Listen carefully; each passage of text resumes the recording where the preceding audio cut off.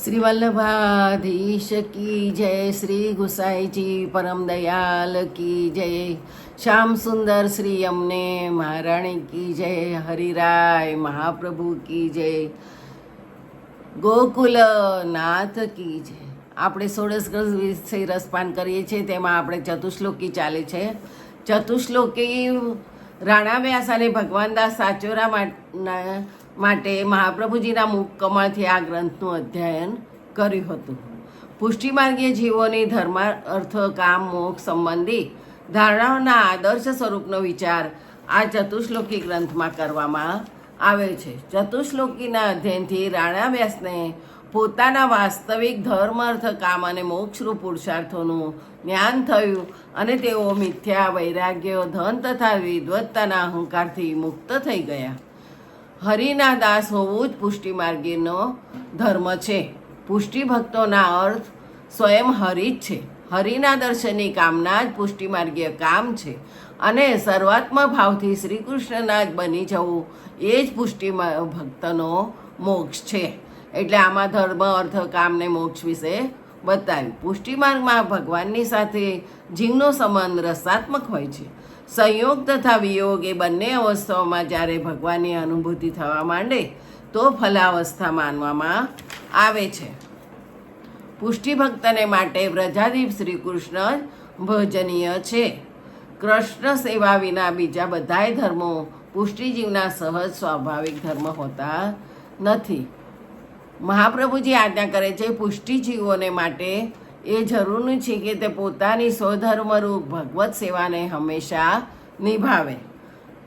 શ્રી કૃષ્ણની બાબતમાં કોઈ પણ પ્રકારનો સ્નેહ, દાસ્યભાવ, વાત્સલ્ય, સખ્ય તથા માધુર્ય ભાવાત્મક સ્વયં શ્રી કૃષ્ણના સર્વતરયના આલંબન વિભવોના રૂપોને ધારણ કરવાના સર્વ સામર્થ્યથી જ સંભવ હોય છે. શ્રી કૃષ્ણ સ્વામીનું રૂપ ધારણ કરે છે ત્યારે જીવમાં દાસ્યભાવ જાગે છે. જ્ઞાન તથા વૈરાગ્યથી બધા તાપો, ક્લેશો, દુઃખ દૂર થઈ જાય છે. જો આપણે પરમારમ શ્રી કૃષ્ણને સારી રીતે ઓળખી શકીએ તો બધા લૌકિક વિષયોને બ્રહ્મ સંબંધરૂપી સંસ્કારથી શુદ્ધ કરી શકીશું. કાલે આપણો ત્રીજો શ્લોક આવ્યો હતો. ત્રીજો શ્લોક, યદિ શ્રી ગોકુલાધીશો ઘૃત સર્વાત્મના હૃદય તતઃ કિમ પરમ બ્રૂહિ લૌકિક વેદ કેરપી. જો ગોકુલાધીશ હૃદયમાં સર્વ પ્રકારે ધારણ કર્યા તો પછી લૌકિક અને વૈદિક વડે પણ બીજું શું મેળવવાનું છે તે તું કહે. કામ એટલે ઈચ્છા, પ્રીતિ, તેનું સ્થાન અંતઃકરણ છે. જે વસ્તુની તીવ્ર ઈચ્છા અંતઃકરણમાં થાય તે વસ્તુ અંતઃકરણમાં મુખ્ય સ્થાન ભોગવે છે. વિચાર કરતાં જણાય છે કે પ્રભુ સિવાય અન્ય તમામ વસ્તુ સદોષ છે. માટે સદોષ વસ્તુની કામનાથી અંતઃકરણ સદોષ થાય છે. માટે અંતઃકરણમાં સદોષ વસ્તુની જગ્યા ન આપતા નિર્દોષ પ્રભુને જ સર્વ પ્રકારે ધારણ કરવામાં આવે તો પછી લૌકિક કે વૈદિક વડે બીજું શું ઈચ્છવા યોગ્ય છે? કંઈ નહીં. પુષ્ટિમાર્ગીય મોક્ષ પુરુષાર્થ તો તે ભગવત ભજન, સ્મરણ પરાયણ જીવન સિવાય બીજું કાંઈ જ નથી. અત સર્વાત્મના શાશ્વત ગોકુલેશ્વર પાદયો સ્મરણમ ભજનમ ચાપી ન ત્યાજ્યામિતિ મે મતિ. શ્રી ગોકુલાધીશને હૃદયમાં ધારણ કર્યા પછી પણ સર્વ પ્રકારે રૂઢી રીતે તેમના ચરણ કમળનું સ્મરણ અને સેવા કરવાનું છોડવું નહીં, એમ મારી મતિ છે. આ પ્રમાણે ભક્તિ માર્ગે ચોથા પુરુષાર્થનું ઉત્તમ સ્વરૂપ શ્રી મહાપ્રભુજી જણાવે છે. મર્યાદાનો મોક્ષ અક્ષર પ્રાપ્તિ છે. પ્રભુ પોતે અક્ષરાતીત છે. માટે સર્વથી ઉત્તમ મોક્ષ તો અક્ષરાતીત પુરુષોત્તમના ચરણ કમળની પ્રાપ્તિ છે. હૃદયમાં ધારણ થયેલ ગોકુલાધીશના ચરણ કમળનું સ્મરણ સદા કરવાથી તે ચરણ કમળ હૃદયમાં દ્રઢ થાય છે અને પછી સુદૃઢ થાય છે. એથી ઉત્તમ કાંઈ નથી. આ બાબત ભક્તિવર્ધિની ગ્રંથના વિસ્તારથી બતાવેલ છે કે મહાપ્રભુજી અનન્યદાસને આ અંતિમ રહસ્ય બતાવી જણાવે છે કે ઉત્તમ દાસ તે જ સ્વામીનું સર્વસ્વ છે. સારાંશ, લૌકિક 4 પુરુષાર્થો ઋષિઓએ સ્મૃતિમાં વર્ણવેલ છે.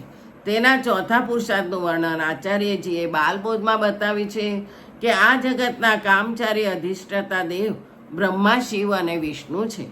તેમાં શિવ અને વિષ્ણુ મુખ્યત્વે અનુક્રમે ભોગ અને મોક્ષ આપે છે. આ મોક્ષ પોતાના સ્થાનનો સમજવો.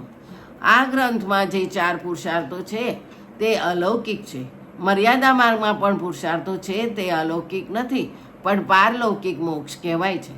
તેનો મોક્ષ અક્ષરમાં છે અને આ અલૌકિક મોક્ષ તો સર્વોપરી પૂર્ણાનંદને હૃદયમાં પધરાવી તેમના ચરણનું સેવન કરવું તે જ છે.